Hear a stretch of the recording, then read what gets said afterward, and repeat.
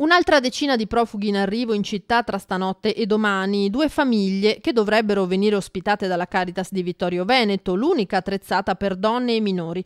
Arrivando a piccoli gruppi alla volta, dicono i volontari, la situazione è ancora gestibile visto che i posti via via si liberano. Malgrado questo però, anche per domani, domenica, poliziotti e personale dell'ufficio immigrazione della questura si sono visti stravolgere i turni. Siamo poliziotti, quindi dobbiamo tutelare il cittadino. Anche è vero che abbiamo famiglie e meritiamo di riposare almeno una domenica. Forze ancora una volta sottratte al controllo del territorio e magari per nulla, visto che solo una piccola percentuale di migranti si lascia fotosegnalare. Quando ci sono le macchine riusciamo a fornire anche 3 macchine, ma se dopo riusciamo a fornire le macchine ma le dobbiamo fermare per vigilare i profughi, non è tanto corretto. Possiamo dire un 20% è stato fotosegnalato, il resto sono diventati fantasmi. E i trevigiani sono divisi tra l'aiutare chi ha bisogno e l'evidente paradosso che questa situazione crea. Sarei anche d'accordo nel senso umanitario, soltanto che siamo in una situazione ormai al limite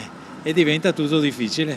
Se ci sono le possibilità economiche per mantenere sta gente, per carità, ben vengano, però mi pare che la situazione non sia proprio. Per quanto mi riguarda però è un problema grosso perché dove li mettiamo? Non possiamo fare tutto noi, credo, quindi poi è un problema europeo, non soltanto italiano, e quindi va coinvolto tutta l'Europa in questo senso. La tradizione di questa città e di queste persone è la tradizione di un popolo che è migrato per anni all'estero, che è stato accolto con le sue difficoltà e credo che bisognerebbe far riemergere la memoria di neanche troppo passata. È importantissimo garantire loro un'adeguata e dignitosa vita e per fare ciò è necessario garantire loro innanzitutto condizioni economiche perlomeno parificabili a quelle dei cittadini italiani e vivere dignitosamente, insomma.